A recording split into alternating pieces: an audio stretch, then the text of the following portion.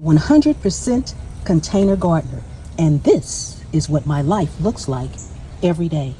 I get to come out and I get to eat from my container garden.